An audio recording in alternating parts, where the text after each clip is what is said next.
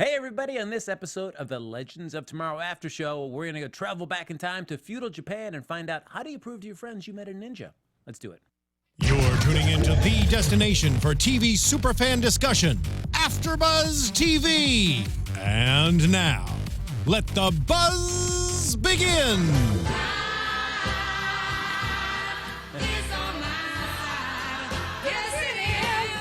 Hey everybody, welcome to the Legends of Tomorrow After Show. The music we're playing tonight was played at the end of this episode as the wave riding crew journey back into the time stream. Is time on their side? I don't know. I guess we'll find out through the course of this episode. We'll see. I'm one of your hosts, Frank Moran. You can follow me on Twitter at HappyGoJackie. I am another one of your hosts, Lex Michael, all over social media at the Lex Michael. And I'm the third host for tonight. My name's Dave Child, at Mr. Dave Child on Twitter. I'm getting spins now. All right. It's I'm just happening. feeling soulful. There you go. Of course, our fourth member of the panel, Lucretia Lyon, she is on assignment this evening, deciding to just go to one of those sports events. Sports. Yeah, so fine. Sports. There you go. But folks, if you want, like us on Facebook. Give us those 5 stars on iTunes. As always, we know Lex Michael lives, survives, and thrives on those 5 stars. We live for stars. I do. It is my food. That's right. It is my food. It is my water. It is my air. Those 5-star reviews. We're This is regular everything. Kirby's over here. There you go. You can subscribe to the YouTube channel. You can also hop in the chat. Lucretia usually has her computer here, but I think in that case tonight we can pull up the chat while we're chatting with you folks. I'll do that for you. Oh, look at that. James in the booth. Nice. That'd be beautiful. Look at that. Handsome and talented. That's why he's a double threat. It gives us all something to aspire to. Because sure. I'm neither one of those. So No. I have no idea what either of that feels I'm like. just handsome. That's I'm right. just handsome and got no talent at all. Oh, What? that's my... Get out of here. Okay. Dave Child has talent, and we're going to tell you a little bit more how you can see some of that talent at the end of this episode. Yeah, we can That's what we actually- call in the biz a tease. Ooh, that's a tease. We can though. We can prove. We have now documented evidence Absolutely. of Dave's talent. Yes. Yeah. For your viewing pleasure. We'll get to that later, though. Right now, we're in feudal Japan. So we started with our boy there, Nate, still under sedation. And we find out what Vixen, from last episode, after seeing Rex die in her arms. Oh my god. Okay, so Vixen, is this... This was a fun episode, but is Vixen gonna go through every episode just being pissed off at another legend?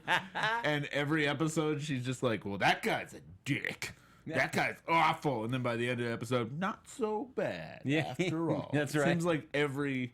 She's had through right. 2 people so far. This I time mean, it's Stein. Stein, you're Yeah, next time it's gonna be Stein. Stein's going down. Yeah, I thought they were building like maybe a Ray love interest because of that.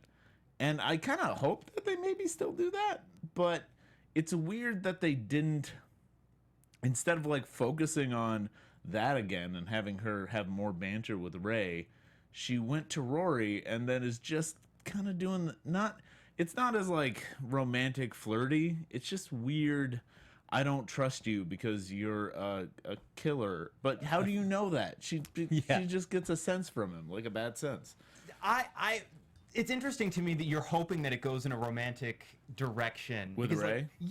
or with anybody, because honestly, and maybe I'm in the minority, I don't ship any of these people with each other as much as I just enjoy watching them be buddies, and I feel like a lot of the romance stuff gets in the way of all of them just buddying around. I will say, though, sidebar, taking a step back from what Vixen's agenda is, there's an episode of TV, guys, that exists now. Oh boy, tell us about it. Where a B plot, and presumably throughout the rest of the season, a major B plot is that Vixen wants to avenge the death of Our Man at the hands of the Reverse Flash. You guys, I'm so happy. Yeah. Well, that's true. That when you speak it like that, that very sentence intrigues me very much about the rest of the season. Spoken like that. So hopefully it executes. If it can live up to just the way you spoke that sentence, that'd be really cool.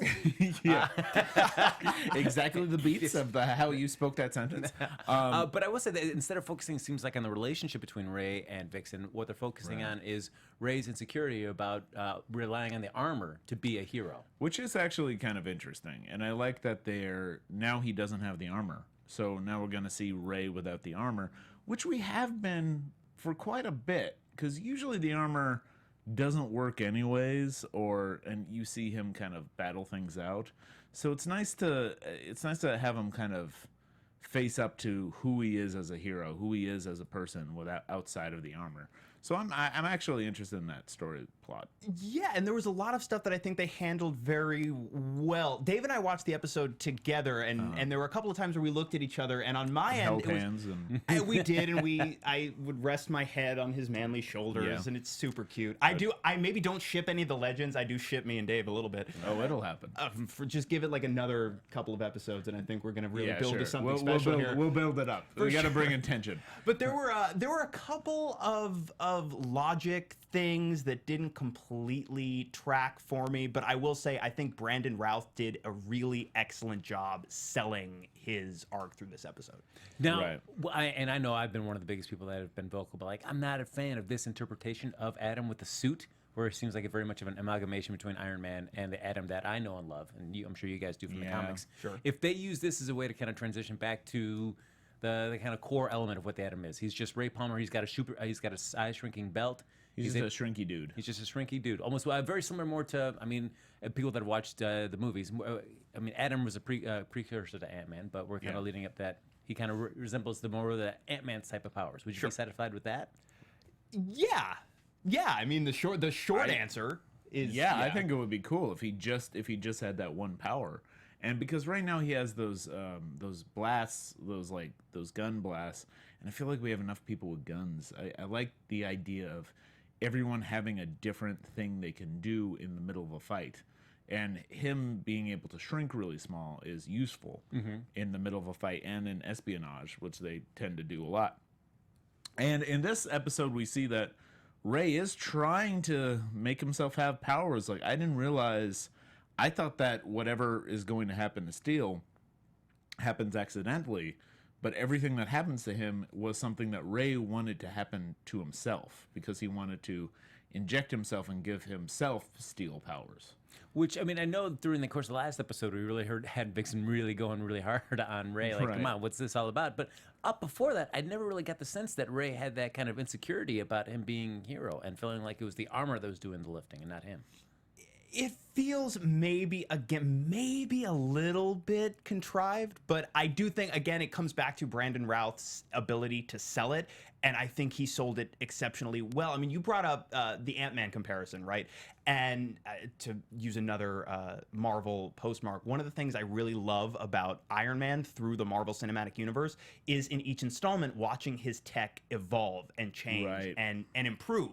So I agree. If the destruction of the Atom suit and this struggle that Ray is going through currently, if this ultimately leads us to something like, Frank, what you were describing, something a little bit more like the Atom of the comics, I think that's great. And I think that's a great way to both service his arc, maybe arc him to a place where he's like, oh, this is my power. That's the other thing I didn't get. Like, his power is his ability to use the tech in the way that he does. And what makes him a hero is his drive to do so, what he decides to do with that technology. He's not the Shogun who steals the suit and wants to use it to control people. He's using it for altruistic purposes. Yeah, and I like my heroes with kind of weaknesses.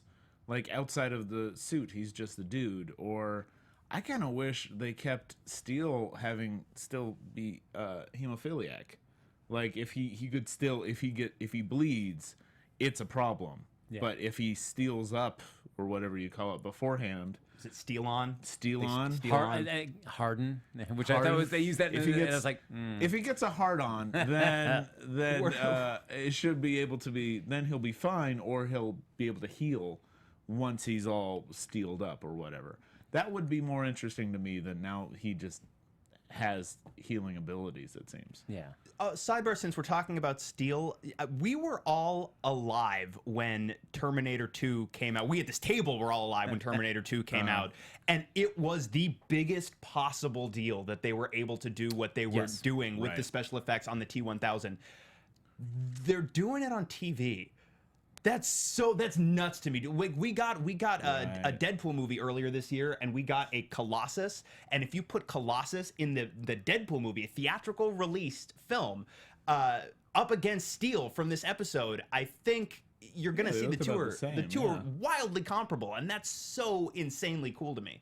Yeah, it's. I'll be curious to see what they do if they give him a costume of some sorts. Because I mean, Right. like at least, how do you paint that metal? What do you do? Do you paint it? Well, it looks like he can wear clothes like over it because it just turns his skin all steely. Like he was getting shot, even though it wasn't affecting the clothes. I really wish it was. It affecting made a the clothes cod in piece. That steel made a cod piece on the guy. So It was made a cool. cod piece? Well, I mean, you didn't see if it. I guess he kept No, his clothes on. it Yeah. kept you shot waist up. They shot waist up the entire we time. don't know. I was looking for a steel butt or something. Some buns of steel. Hashtag buns of steel. There you go.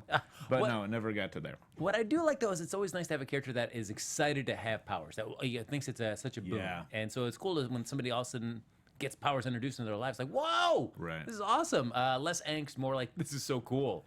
It is a little bit. It does feel like, and he was so far in this season has been almost the audience analog. He's the outsider who then has to.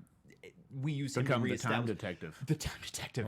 But we use him to reestablish what's going on essentially, and so to have him then get powers and be the audience surrogate, which is like, oh my god, it's so exciting in a way that the other characters can't now, because all of the legends certainly are now a little bit jaded to it, I would think, Right. and they've all had their abilities at each and every one of them for a couple of years. They're more used to it, and they scowl a lot more. So it's nice. It's nice to see the big metal guy be like, this is so cool. I'm a metal guy. By episode 3, or season 4, I guess we'll see Naked like. Yeah, it's like I've been around the block once or twice, you guys. Yeah. Now I wondered, did Vixen she summon the powers like a church mouse at the beginning of the episode? Because she got around the Wave Rider so quietly and snuck up on everybody.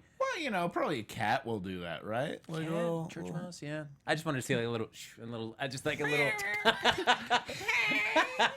It was like right in front of her face. That's just a right. little- That was it. Hey, nobody's gonna hear me. Yeah, yeah, and then she was able to take out the entire team, and then was pretty easily convinced that it wasn't them. Yeah, which I like. Sarah says what I wrote there. It's like Mick is a thief and a murderer, but he's also a legend. And like, are we still going with that guy's Yeah, you legend? guys That's are- just like wow, just embracing calling yourself legends. All right, all right, okay.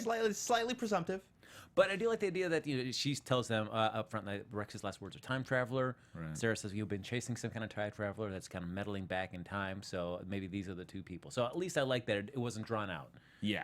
And it's like, all right, we need to get the idea. Yeah, I guess. I kind of wish they had some sort of evidence that there is some other time traveler that they would show her. Because right now it was just like, no, it wasn't us. There's bad time travelers. And she's like, oh, okay, all right. All right. That's Got it. I believe it. Yeah. I mean, Vixen in her capacity as a member of the JSA has probably seen her share of really weird stuff. So Right. maybe for her, even in context, maybe this is not the biggest leap. I don't know.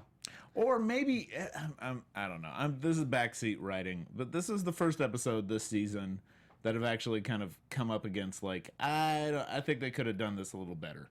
Like, I like the other episodes, and this was the first one that was a little, like, off-center for me. And I think one of the reasons is because people's motivations are questionable.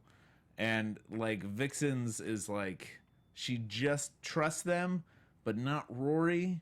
And I think if they had just made it so she was going on this mission to get them to, like, come back in time and to kind of see, like, I still don't believe you guys, but this needs to be done now, so I'm going to help you out. That sort of like thing, and then she kind of learns to trust them as the episode goes on. Or even if she doesn't tell them why she's really there. We know that she's there because Right. she's trying to figure out who done it, but she's not going to let them know. And Yeah, and there's none of that. It seems like she trusts them right away, except for Rory for some reason. Well, the one thing I would like, and I always feel like this is a hang up, maybe it's just me when you're talking about a show that uses a time travel machine, a time machine in there, is that I don't want dialogue where people say, I don't have time to do this, or we don't know how long this is going to take. You have a time machine. You And you can go literally- back to the very moment that you just left. Yeah, So there's- please don't bring that up as an excuse why you can't get involved in something. Nothing Yeah. any of you do not have time for Yes. ever again. Yeah, so I mean, Vixen says, I'm not going to leave until this person's caught. And Sarah's like, we don't know how long it's going to take. Well, don't worry, you've got a time machine. So you can take it right back to right now, and it's all fine. So let's just Right. not even have this debate. Let's just keep going. I do like how there's a trend in this season where it is Doctor Who with superheroes, and I like that. I kind of like that they're just coming up with excuses to fall into the middle of nowhere, just feudal Japan, just because they accidentally show up there. And I mean, it's dumb that they were fighting on the ship, but I think that's cool that they fell off of a ship and then just popped up randomly somewhere. And they're like, all right, now we have to face what's happening here because we're in the middle of it and we're heroes. And I don't find it like they're fighting around. It was just like Nate trying to get the use of his new abilities. So, I mean, it didn't seem that contrived to me. It wasn't like a deliberate thing. It was just like them horsing around, so to speak. Right, and that was fun. And I like how the armor, the samurai armor, to the actual armor. I wish this was the first. I wish we had gone through a lot more episodes where the armor was badass and working all the time. Yes, until So when this happened, it would be like, oh no, they have the most powerful thing in their arsenal. Yeah, but we don't feel like that. Like I kept wondering, like they kept talking about, okay, we're gonna have to hit this exact armpit spot so that like the whole thing will blow up. And I kept wondering, can't you just wait till he takes a shower? Or we kept going like, well, what happens? Why not just wait at most a couple of days till the thing malfunctions terribly like it always does? And then you'll just go peel it off of him. Yeah, that makes total sense. Like runs out of juice or something, And I guess it's powered off a white dwarf star, but still like... But then we were even talking about, too, like, why... And again, this is a couple of logic things that did bug me a little bit. Yeah. Why didn't it occur to Ray, who's a genius, a literal genius, at any point to build in a failsafe for something like this that isn't destroy the suit? That bugged me a little bit. But then also, like, Dave, you and I were talking about while we were watching, well, like, he's going to have to take the suit off eventually, right? Why not just maybe... any plan, right? But why not, for example, let them go through with the wedding, and then on the wedding night when he's vulnerable, since we saw, his unwilling bride to be, certainly ultimately when it came down to it, had no problem standing up to him. There's room for a plan here, but separated from that and kind of simplifying it, the armor with the samurai armor was kind of nice, and it was nice that we didn't go to European knights or something. Yeah. We went to samurai soldiers, and also I think they improved the suit by putting a cool samurai helmet. Seeing the Shogun in the Atom suit with the helmet on the horse, I was kind of like, it kind of works better for him. Insanely cool. But I felt so bad for that horse because I imagine that suit is not like why are you on a horse, dude? He doesn't know how to fly it yet. True, but still, that's gonna be so heavy. Like everybody trying to get him up there. Like, all right, that poor horse is just like, what is there, a white dwarf star in this? The one thing, and maybe it was just Ray trying to psych out the Shogun, but when he says, when they're taking the armor away, it's like, you can't do this. I built it just for me. It's only going to work for me. If you use this, it's going to harm you. I thought it was going to lead up to something, and it never did. No. It's just like, it chafes a little. It's just like, ooh, there's a bit too much room down there, or not enough around here. Ray has very sensitive skin. Right. And so he knows how uncomfortable it is for him, and he says, Shogun, this is designed for me, and it chafes as bad as it does. I got rashes here, and here. It's going to hurt your feeling. It's going to body shame you, is what it's going to do, because I'm in so much shape, and you're going to wear it, and you're going to feel bad about how you look, because it looks so good on me, and it's not going to look as good on you. Yeah, it doesn't do anything, though. Which seems so weird to me on that point. Like, why'd you make that such a big moment in the show? Yeah. Like, no, okay, it's all good. No, it didn't have anything to do with it. I want to talk about a little bit about Nate Haywood, Time Detective. Yes. So it was a cool sequence, him falling into the time stream, falling out of it, landing in feudal Japan, but the part that made me laugh is that he immediately just gets up, looks around, and goes, I know exactly where I am in time. Like, what? You're in a field. How would you know exactly where you are? He saw like a palace and he saw people, right? I don't know if in that first shot, there was just a field. Like, they don't make fields like this anymore. And certainly not in America. I was like, how would you know? I thought he saw like farmers and he saw maybe like a hut or two. But you could take that to like, I'm in this. I don't know. I think it's like unless I'm on the film set of The Last Samurai or something, I'm gonna assume it's around this if I'm seeing that. Like I fell for it. I was like, come on, and then he knew exactly like where in Japan he was just by like the carts going by. I was like, I think I'm in this part. You're very smart. I like him. I like him a lot because I think he's. For one, we finally have someone who's excited to be on the team, but also he's smart. He's like smarter than Ray actually, and I think that puts Ray in his place and Stein is like a theoretical guy, but I thought Ray was like the tech guy. But all that tech stuff has been taken away from him. He doesn't have too much. Even like Jax is the one repairing the ship like all the time. He's not the one repairing the ship, and now you have someone who's knows all about history and is like the time detective. And so what does Ray have right now? And I like how he's trying to find himself. No, that's true. Because it would be interesting to see where that takes Ray Palmer, especially not having a suit of armor to kind of be your. The next episode is going to be really curious to see where he goes. Does he have to stay on the ship at this point? He's a legend. He's in it for the But like, what does that mean? I don't know what that means. Like, does he? But like, seriously, so like, he can be useful in an espionage capacity, but it's also Ray, though he's incredibly smart, is a little bit goofy sometimes, a little bit clumsy when he needs to not be. So I'm wondering. I don't see that at all. No, no, Of course he is. No, Yeah. no. So I'm wondering how best to utilize Ray when. If he bumbles something, he can't then use the Atom suit to help fix it. Yeah. And also for his own safety. I think we found his new superhero name, which is the Bumbler. The Bumbler. The Bumbler. What I do like about Nate, though, is it's like having Rip Hunter along, but without all the angst, at least for the past stuff. I mean, certainly he doesn't have as much future knowledge as Rip Hunter does since he's been through all the time, but Nate's not afraid to like kind of mix it up and change history a little bit. I do want to say Ivan Soto does bring up something. Ray's fighting skills, for fork's sake. Yeah. LOL. He got to find Dwarf Star. Ivan's right. Like, he actually is a good fighter. Like, we have been watching Ray fight people with, like, microscopes and... True. Today he kind of took down quite a few, like, samurais. Well, because even before he had the suit built on Arrow, I mean, ever since what happened to his wife, Right. I mean, he was always kind of focused on, trying to fight back, and so I felt like he had a lot of good fighting skills. I hope we're heading towards his wife. That's where I'm That would be hoping this interesting. season. I'll save it for predictions. Well, but that's a fair point. I suppose I can't hold it against him that he lost in a sword fight to one of the most bloodthirsty shoguns in the history of feudal Japan. Right. I suppose nobody could be expected to fare incredibly well unless they are maybe Ra's al Ghul or something.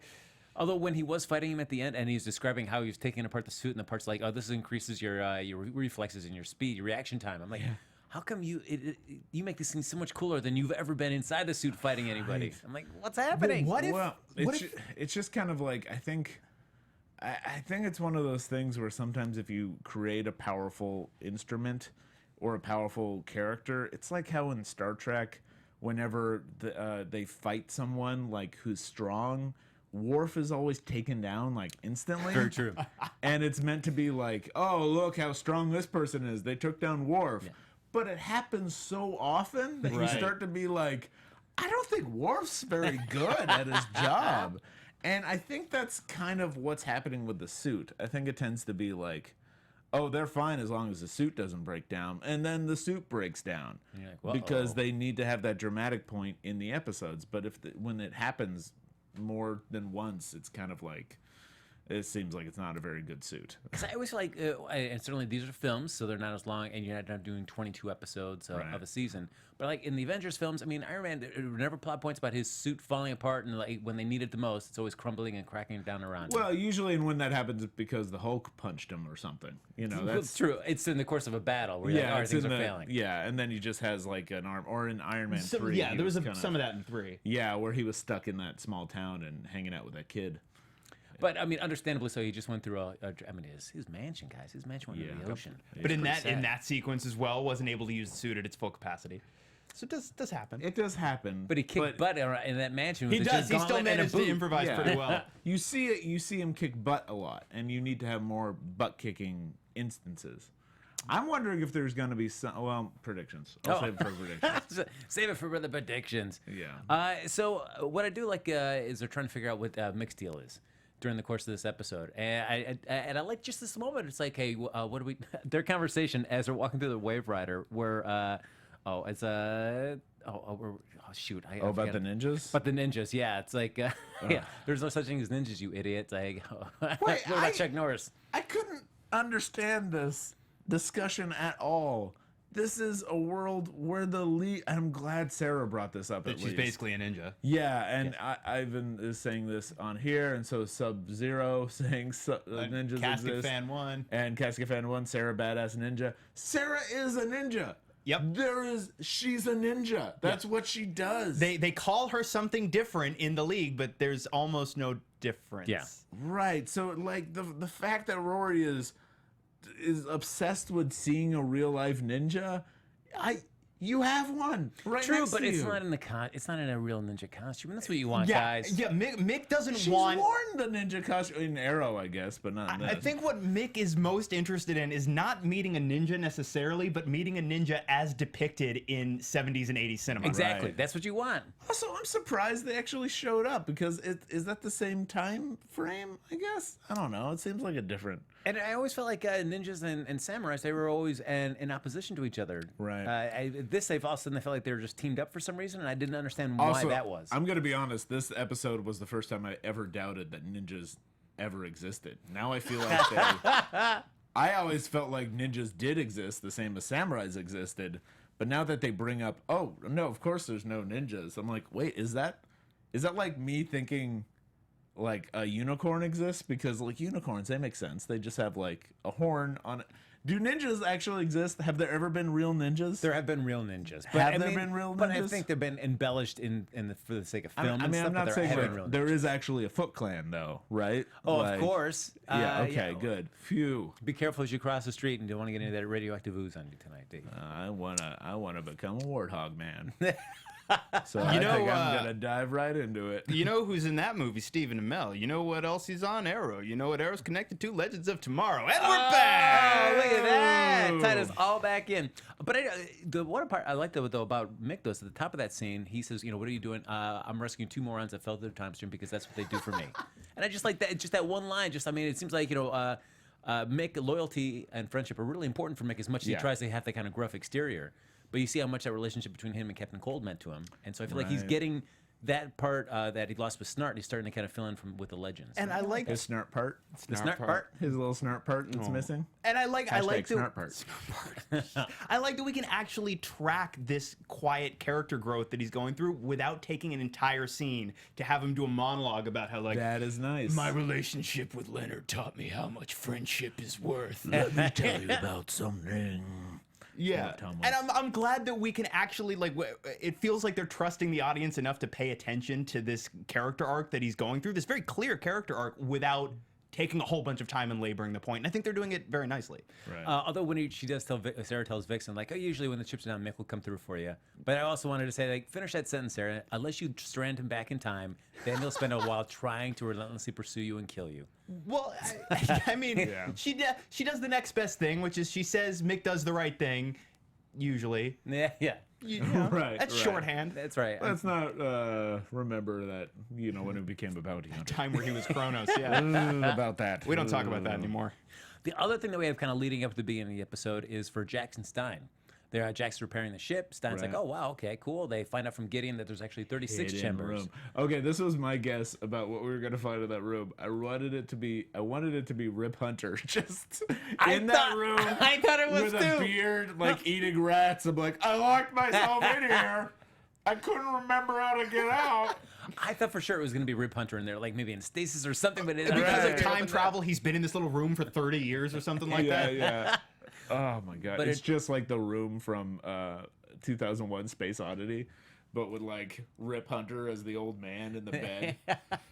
Also, maybe this, I'm totally reaching, and I didn't think about this while I was watching the episode, but they made a big deal about how there are not 37 rooms, there's a 36th chamber. And I'm wondering, given how clearly Mick is into Kung Fu cinema, he references specifically at least one, and he likes Chuck Norris, he likes movies. I'm wondering, Right. was that that number 36, was that a specific nod to the 36th 36th chamber? chamber. of Ah, Shaolin? yeah. Ah, I'm look at wondering- That was Makes Wu-Tang sense. reference. Brandon Christopher says, LOL, 36 chambers? Yes. Was that a Wu-Tang reference? Technically also a Wu-Tang reference, but they pulled that from the Shaw Brothers 36th Chamber of Shaolin. And so I'm wondering if that was a specific nod. There was a moment, the scene where Ray is quote unquote training steel to be, as it were, where he's hitting him with the sticks, very abusive. It almost felt like, oh, they're doing like a Pai Mei thing. Yeah. yes, that's a reference to Kill Bill, but also Quentin Tarantino took that from old Shaw Brothers kung fu movies. So I'm wondering if that was that 36 was actually a reference. I have a feeling in an episode like this, it must be. You'd think. Right. And a lot of people in the chat have been saying, as it's been going by, about how like badass Sarah was in this whole episode. So cool. Well, but as always, I guess in the arc of an episode, she can't be really super badass the first time, but then she comes back and she beats up tons of guys. Yeah. Like, yeah, I mean, that's what happens. Yeah, what was different between those two scenes? Wait, when was she not badass? When they first confronted the Shogun, where he had the armor on, and she fights his main dude. She's like, Master of Assassin, Class of 09. Right. Right. You know why that bothered me actually is because I also saw Firestorm just like sit back and Vixen were just watching, like, we'll let them fight. Yeah. And like the Shogun was watching, and I'm like, you guys can all fight at once, you know. That's right. Nope. It felt like that. There was like an SNL sketch way back in the day with like Phil Hartman, where it's like, remember, we fight one at a time. We're ninjas. We fight one at a time, not all at once. It reminded me of that. Or like turn-based combat in an RPG. That's right. Yeah. But wait, why was she not badass in that scene? Like, if you put that sword in my hand, I would be dead in about 3 seconds. She was not killed. I think she was really good with the sword fighter. It's just when the suit started firing missiles because at her. she blocks it. It comes down. The guy starts like pushing her down. You see her kind of buckling underneath it, and then everything starts happening at that point. Right. So it's like, and then suddenly she takes on 4 or 5 other ninjas while that guy watches afterwards. I'm like, Whatever, dude. come on, it was just She was you know, having a bad day, and then she was having a good day. Gotta believe in herself, Frank. She needed forgot, that like, moment. oh, I gotta bring that tiny knife with me. And then if I bring the tiny knife, I'll be a better fighter. That's Cheater. what happened. She had a tiny knife. Which that was also really cool, and I'm wondering if that was also a reference as well. The way she and the other swordsman at the end of the episode run past each other, and she cuts. It looks like she cuts him down, but she actually had the knife. I'm wondering if that was a nod to Seven Samurai. It had to be. Where Kyuzo does effectively the exact same thing, only without the concealed weapon. Without what? The concealed weapon. Without the- So is okay, somebody cool. gonna gift this? Cool. I just want to make sure for the podcast listeners. That's Go right. on. I'll repeat it. So, because there was that, and with Jackson Stein, the other thing that irritates me, and I think much like Sarah losing first and then having to be a strong fighter at the end, we have something that I feel like you have to inject this sort of faux drama into this, where Stein and Jax learn about a secret that they aren't supposed to tell the rest of the team, and now they get to figure out how long are they going to sit on the secret now. Okay, come on, guys. I mean, you were complaining about this earlier too. Complaining is strong. I think. I will complain about it. I will complain. Well, the thing is, okay, so I'm gonna say what I like about this season so far is that the sense of what's the big bad happening behind everything, we're finding out one at a time. I am positive. I'll be surprised if we don't find out what Future Barry said in the next episode. I will agree with you. I just don't want to get ahead of ourselves and be like, they're going to draw this out for quite a few episodes, but I don't think they will. I think it's going to be next episode they'll be like, okay, we're going to have to tell them, because it does. And maybe it's something that could, I don't know, get in the way of it's another warning to like, don't go to a certain time period. So they're like, we shouldn't bring this up so we won't go to a certain time period. I don't know. Ultimately, I was going to say, ultimately, I'm leaning towards agreeing with you for a couple of reasons. One, I've actually noticed this season, especially all across the CW DC block, they seem to be getting better about not dragging things out falsely for weeks and weeks and weeks and weeks at a time. I'm hoping that trend continues here. But also, I think it's important, as best you're able to as an audience member, certainly for me, to try and remove all of the additional information that you have in your head from reading all the news stories. And like, we know the Legion of Doom is coming because we follow all the news and we, look at everybody's social media and all that. But try to put yourself in the shoes of somebody who has no idea what they're building to, and allow the mystery to take you. And it's like, I have a hard time doing that as well sometimes, but I feel like that's when it's going to work the best. Right. But I feel like I'm cool with that if that's how you want to do it. But I feel like you can execute that idea better rather than try to set up this kind of faux suspense of like, are they going to keep the secret? Or are they going to tell them? If it's going to be something as quick, which I'd be appreciative of, a quick reveal the next episode, they're going to tell them what it is.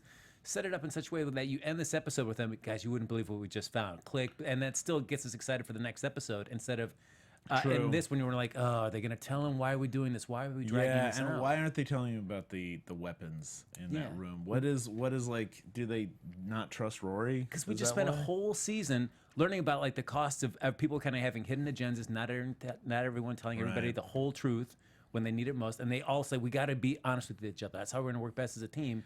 It wouldn't be CW if they just openly talked about their feelings. No, Everyone's got to hold it.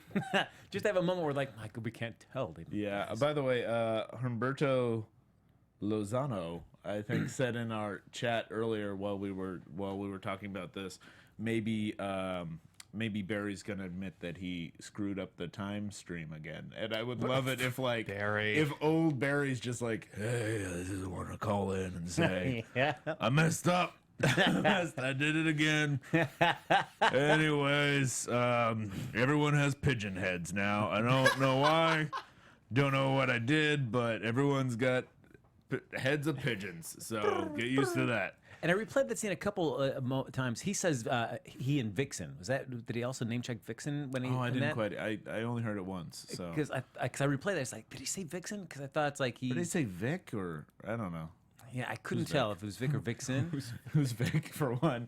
But yeah, probably said Vixen. I don't. Well, so do we think this is leading up to the crossover?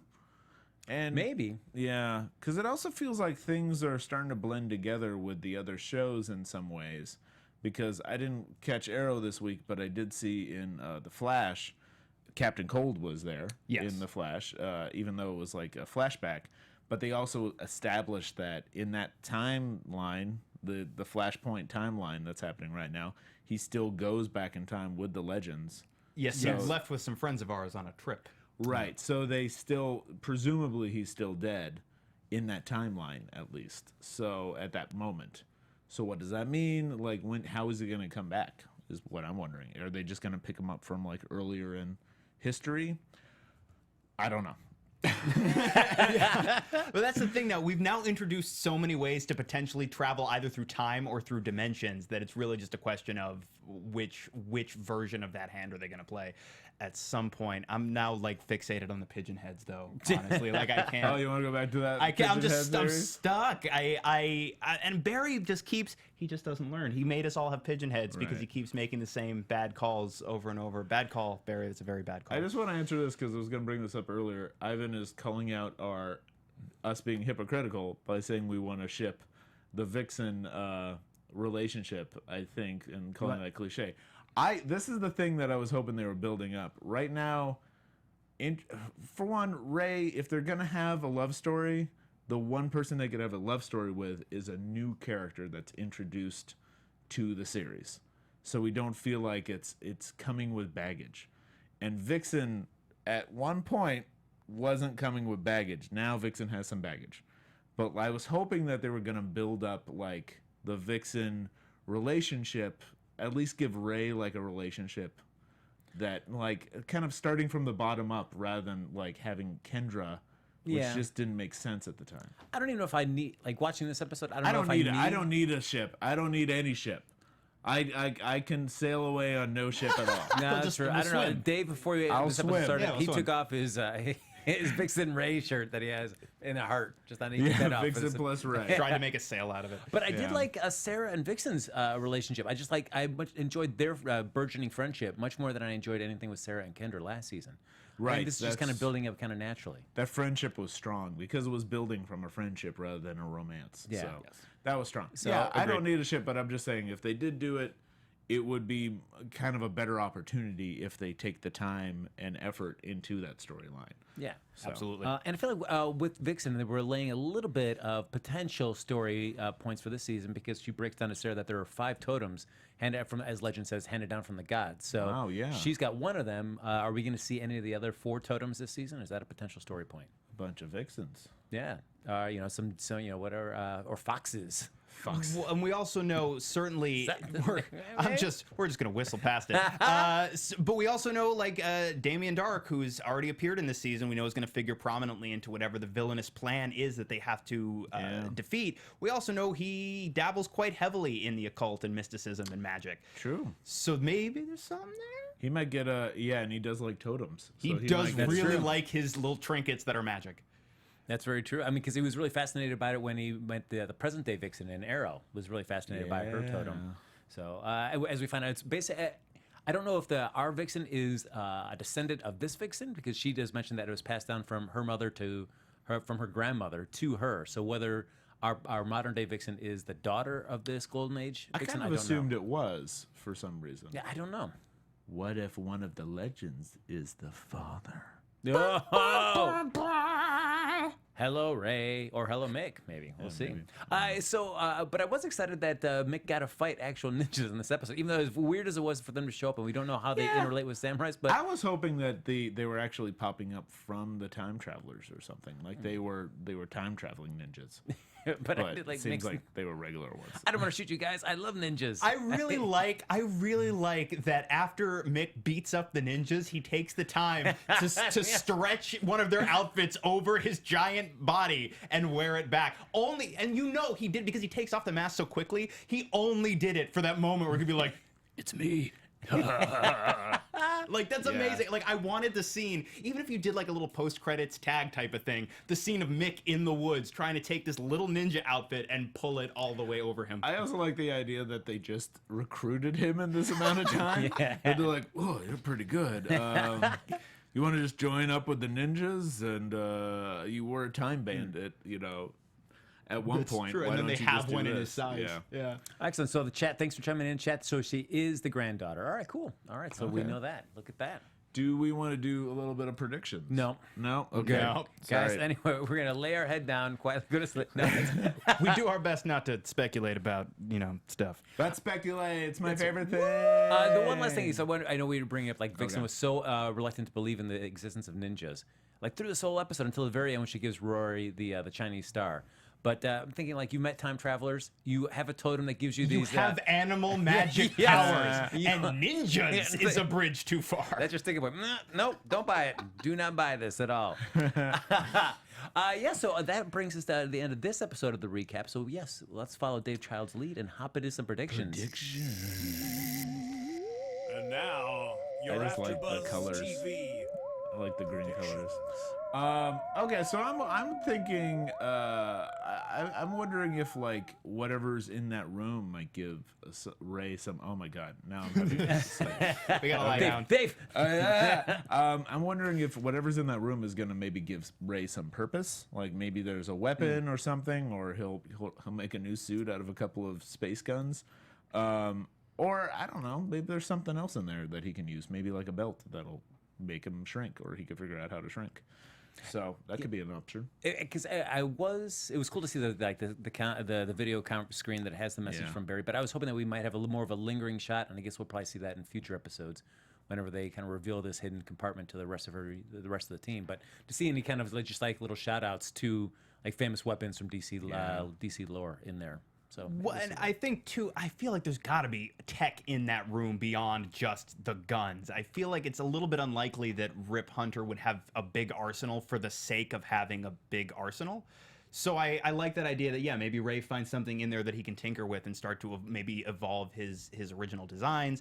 We're building towards the Legion of Doom, so I'm very curious to see how we do that, maybe it'll happen during the crossover, how we fold Snart back into the rest of this story in the present. Now, because we brought it up, I'm curious to see if, the totems, if that becomes a bigger thing, and if that has something to do with what Dark's agenda is. I'm not sure. I will say in that chamber, though, Rip, I mean, if you're going to take the time to put each of those weapons in an individual, like, glass case. With take the underlighting and everything. Take the extra step to kind of put a little stand in there so you can prop them up so they look really cool. They're just laying there. That's not very exciting. I feel like he wasn't done. Maybe that's why. Maybe that's why he didn't want anyone to see the room. He's like, it's not ready yet, you guys. And then he had to disappear from the timeline. That's right. Oh, It's like half-painted figures of everything. Lex and I turned to each other and we're like, I just kind of expected just Jonah Hex pictures. Photos like, everywhere. Just everywhere. Just like, ooh, I don't know if I want to be in this room. We know what you're doing there, Rip. We are going to go eventually back to the West, but that's not for a little while. And when is the crossover happening? It's at the fall break for Supergirl, so I think it is episode 8, I believe. Okay. So we're not that far out. I feel like they're building it up. I feel like that's what the future Barry is a warning about like, you're gonna need to come back here because I just like the older Barry. It's like I'm good. Some big crossover events happening on Thursday. So guys, make sure you're here on Thursday. I told you I would call and remind you about this. Can you imagine that? So they told Grant Gustin in the booth, act like you're really old. You're 40 years older. Well, I think they pitched it down a little bit. They did. It was They just definitely like, did. I'm definitely older now, and I drink whiskey in the future and smoke a bit. That's what I do. But I smoke them fast because I'm the Flash. Thanks, Barry. All right, bye guys. Yes. That's it. All right, bye, Barry. See, I'm sorry. One thing we didn't hit from the episode proper is the family name of the. Yes, our last little historical name check. Wanted to make sure. So the family name, obviously, if you do a Google search for the family name and DC Comics, you obviously get Maseo and Tatsu Yamashiro, and Tatsu, of course, is Katana. But I was like, okay, watching, and then he said, like, oh, here's your katana back. I'm like, uh-oh. They telegraphed it pretty hard. Yes. Like, I don't know. It wasn't that hard for me because I did think like, all right, what Asian characters have we seen in the Arrowverse? And I was like, oh yeah, it's probably Katana. If you were gonna Easter egg it, it's not a huge list. It's not But still, we didn't mention it. Had to mention it. What about Super Friends cartoon character Samurai? The guy who spins like a tornado. Come on, what about him? Yeah, why not? Come on. Why not? Yeah, him? why can't it be him? Why isn't every single DC character in this show? At once. At once. At once. But so far, I know we've talked about this season just a little bit. It's only the third episode, but I am liking the addition of Nate and Vixen into the cast. Nice little replacements there. So the idea of every season, if some of the cast change and they brought in other heroes, I think it's a goes to show you that it can work really well. That was the original plan, right? Was that it was going to be a rotating roster season to season, and that you were going to have a few people that would hang around, but a lot of the team would be revolving cast. Yeah, I like that. I do hope that they spend a bit more time with Vixen's character, because right now they're kind of just making her. It seems like she's only one type of animal power, and that's a female dog. Ha! Sorry. I'm so sorry. Wow. I'm so sorry. Listen, everyone, I'm sorry. I'm sorry. But the thing is, she's being just mean. She's being mean for the sake of mean. But I think she was kind of warming up by the end of the episode. I mean, she She gave is, but Rory she a did Chinese that. star. She did that last episode too, and it just seems like if we're gonna have her every single episode be a little mean, and I didn't mean that joke. And I'm sorry. I feel bad. Walking it back. It is too late. But I do agree in as much as I would like to see her fleshed out a little bit more, and I think we're taking the time to flesh out Nate, and certainly giving him powers and tracking that journey is a great way to do that. So I'm hoping that Vixen gets a little bit more focus if she's going to be a regular presence, and I think she's a great presence. Yeah. But I'd like to see her fleshed out a little bit more. Yes. Well, I think Yeah, last that's what I'm season saying. with Kendra and Carter, they were so tied so heavily into Vandal Savage and that whole arc and all the baggage that Carter and Kendra brought into the show relationship-wise. It was just tough to be able to really do anything else other than her than just always focus on her and Carter.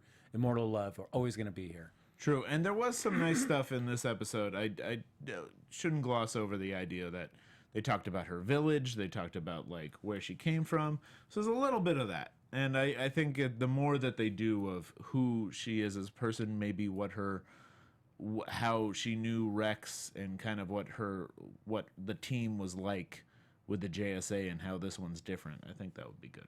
Yeah, but I wonder when you set up that kind of backstory.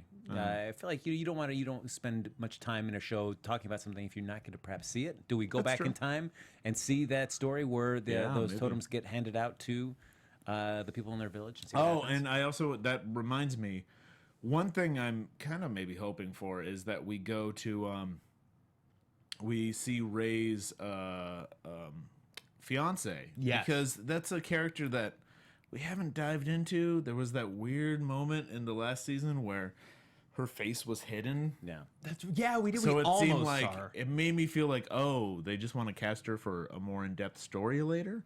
And now I feel like we have a Legion of Doom time travelers going around trying to narrow down this and try to fight this group of heroes.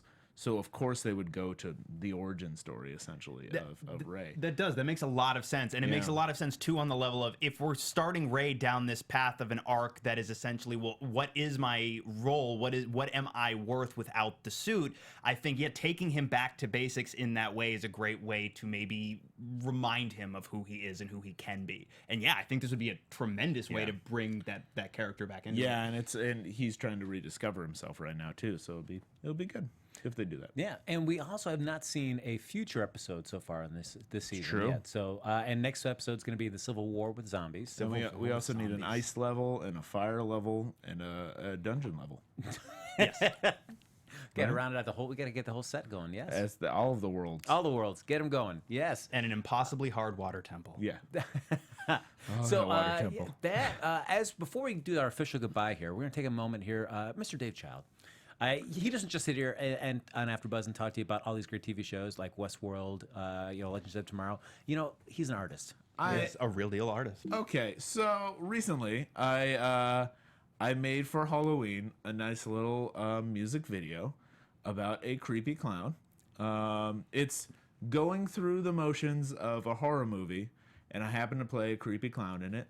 I directed it, I dance in it, and I want you to see it. So look up if you go to my Twitter, I don't know, are we going to play it now? We can play it a little. I'm glad it just I pops can't up. play it for you. I'm queuing it up right now. Give me 1 second. Okay, play a little bit of it. I do like watching this search here in the room. Dave Child This is Clown. Dave Child Clown. Comes up pretty easily. So what is the full title here? It says A Creepy Clown Song. It's a creepy clown story. I'll be there. Okay. But if you go to my Twitter at mrdavchild, it's the pinned tweet right at the top. So please go watch it, share it before Halloween, and it becomes weird to start sharing creepy clown dance videos. But it should be fun. And ready? Yeah. Let's give him a spot taste. you want to go into, or can I just hit play? Go a little bit forward. No, not. Yeah, right, a little behind. Right there. That's good. Right about there? Yeah. All right, let's do this. Oh, let's see. All you have to do is step into the bathroom, wash your face to relax you and stop feeling afraid. Then just stop where you are, notice the mirror's ajar, and just set it back right. And I'll be there to let you know. All right, we can stop right there. Some dance moves. If you want to watch it, please look it up or go to my Twitter. It's at the very top. I put a lot of work into it. It's my Citizen Kane. And it's only 2.5 minutes long, so it's pretty digestible. So enjoy it, share it, have fun. Please, just for this moment, if we could just fast forward into the future, you're sitting there on your deathbed. What is your final word, Dave Child? Rip and hex ship. What does that mean? Dave Child is Citizen Clown. No one knows what it means. He's a billionaire now. It can't be anything to do with that AfterBuzz show from 50 years ago. All right, folks, that's going to do it for this episode of the Legends of Tomorrow After Show here on AfterBuzz TV. But please go check out Dave Child's video. It's fantastic. Just this, it makes me want to go home and watch it right away. So I'm excited to see the full thing in its entirety. In the meantime, though, folks, like us on Facebook. Give us those 5 stars on iTunes. Lex Michael needs those to live. Nom, nom, nom, nom. That's right. Subscribe to the YouTube channel. Thanks so much for everybody for hopping in the chat, keeping us correct, letting us know those details that we sometimes forget. Like Vixen's going to be the granddaughter of Vixen Prime, as we've been told that she's called. Sure. If you want to continue the conversation with us even after the show's over, though, and compliment Dave Child on his amazing, amazing video, Dave Child, where can they find you? Find me at Mr. Dave Child. Thank you, everybody. And I am all over social media at the Lex Michael. And you can follow me on Twitter at EpicGoodJackie. Folks, we'll see you next week for another episode of the Legends of Tomorrow After Show right here on AfterBuzz TV.